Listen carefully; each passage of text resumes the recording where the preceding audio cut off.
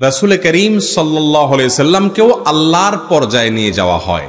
আল্লাহ রাব্বুল আলামিন আমাদেরকে শুধুমাত্র তার নামে সবকিছু করতে বলেছেন, তার নামের মাধ্যমে, তার নাম নিয়ে সবকিছু করতে বলেছেন।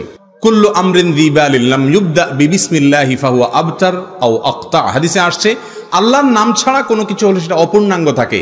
তাহলে হাদিসে শুধু আল্লাহর নামের কথা আছে। আমরা যদি আল্লাহর সাথে সাথে রাসূলের নামও যুক্ত করি তাহলে রাসূলকে আল্লাহর পর্যায়ে নিয়ে যাওয়া হয়, যেটার নাম হলো শিরিক।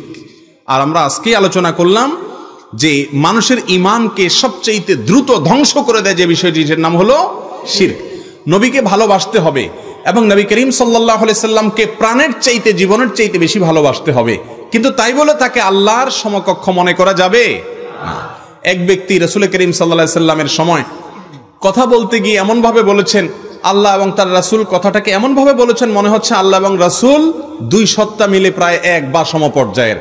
তখন নবীজি বলেছেন, বিসাল খাতিবু আনত, তুমি অত্যন্ত নিকৃষ্ট আলোচক, লেকচারার, ওয়াইজ, কারণ তুমি রাসূলকে আল্লাহর পর্যায়ে নিয়ে গেছো। আমাদের অনেক ভাইরা বলে আল্লাহ রাসূলের নামে, আল্লাহর নামে হয়, রাসূলের নামে হয় না। এভাবে বলতে পারেন আল্লাহর নামে, রাসূলের পদ্ধতিতে, রাসূলের বাতানো পদ্ধতিতে। এজন্য কখনো রাসূলকে আল্লাহর পর্যায়ে আনা জায়েজ নাই।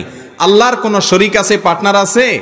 রাসূলকে যদি আল্লাহর পর্যায়ে নিয়ে যান তাহলে এটা হলো আল্লাহর সঙ্গে পার্টনার সাব্যস্ত করা, যেটা সবচেয়ে বড় অপরাধ। অতএব এভাবে বলা যাবে না, এটা শিরকপূর্ণ কথা। ছোট ছোট কথা আমরা খেয়াল করি না, কিন্তু ঈমান নষ্ট হওয়ার মতো অনেক সময়।